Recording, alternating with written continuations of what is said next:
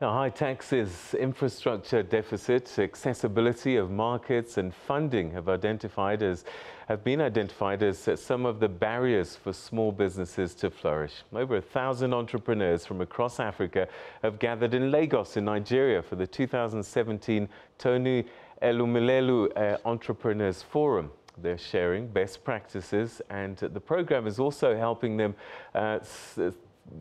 develop networking opportunities to market their products, mentoring as well as funding opportunities. Our reporter Glorious Sefako-Musi is in Lagos, and earlier she spoke to Owen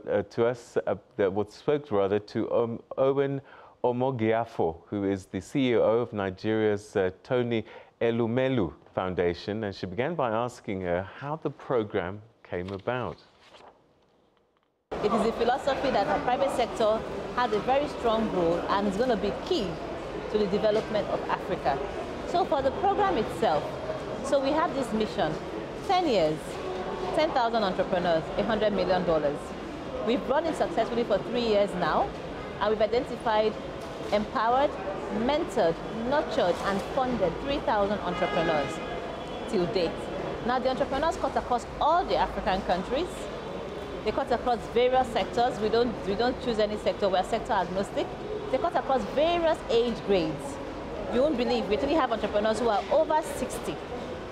Aminda V, the CEO of the foundation, calls them geriatricpreneurs like herself. That's what she says. It's really very hilarious, right? So that's what we're trying to do with the program. So we'll go over it again.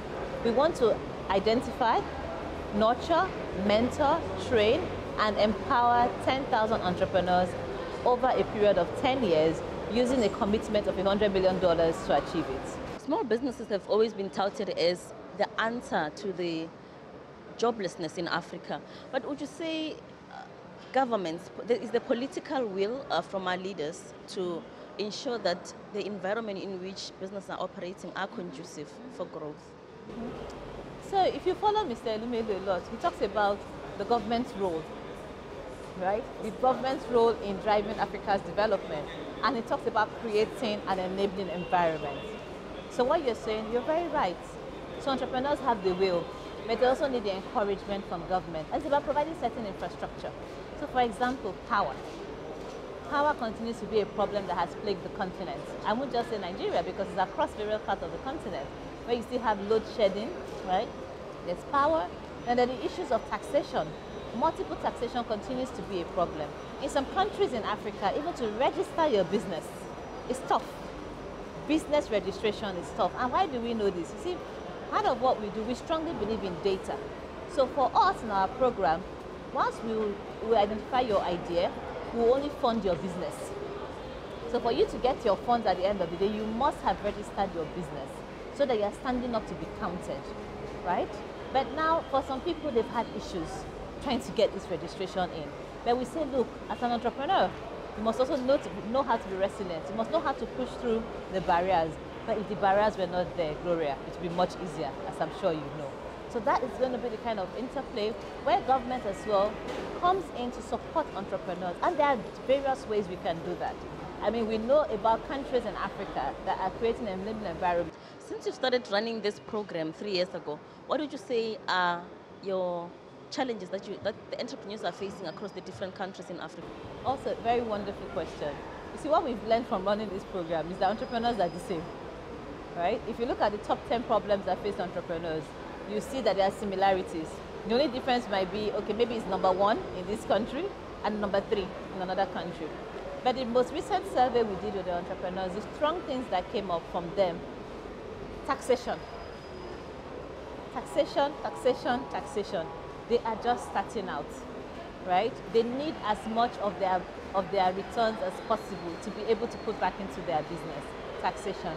And what makes the taxation a little bit more grating is, after I have paid my taxes, I still have to generate my power, generate my water, do my security, healthcare, you know, so those things create a bit of frustration. Taxation. Second is access to markets. So within Africa, so for example, you came from South Africa to Nigeria, you needed a visa, didn't you? If I'm going to South Africa, I need a visa, don't I? Why? When we are one Africa, why do we need visas? and even trying to move things around. So market access, even though on the continent of Africa we have billions of people, we are unable to compete as effectively as you'll find like a China market, where, I mean, I'm just moving things from one area to another. There are no barriers to trade. So access to market continues to be a problem. So even though you have a business idea, maybe where you are, the market is, let's say, somewhat saturated, but there's another market just across that you can go to. So let's look at Nigeria. Benin Republic is just next door, right? Yeah.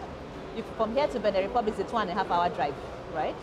But you have all these barriers that makes them unable to extend their frontier. Coincidentally, the speaker that is speaking right now is speaking on extending the frontiers, right? But they are unable to do that because of this variation. Then the third one, there's also the thing about finance, right? So you find, and this is a conundrum, to be very honest. So you have entrepreneurs who are seeking funds, seeking investment. Now from our world, we know that we have people, right, who have money, who are seeking viable businesses to invest in as well. So you now wonder what's going on. You have money, you want money, why can't you just come together? But there are barriers. So investors who want to invest, especially foreign investors, they want to be sure that your currency is stable. They want to be sure that your policies are stable, your environment is stable, and that there's also a way for them to take out their money if or when they want to. They want to ensure that you have a system of tracing people, of tracking people, that your system works, that the contracts they sign with you is going to hold water in some courts if ever there's a breach. And not only that, it's not just hold water, but hold water quickly. There's a common saying, justice delayed is what? Justice denied. So if you're dragging out a court case for 3 years, 4 years, as an investor, would you want to come in? You wouldn't want to come in. But these are the things as well. So beyond just looking for viable businesses, they're looking at the sustaining ecosystem that would encourage them to invest their funds.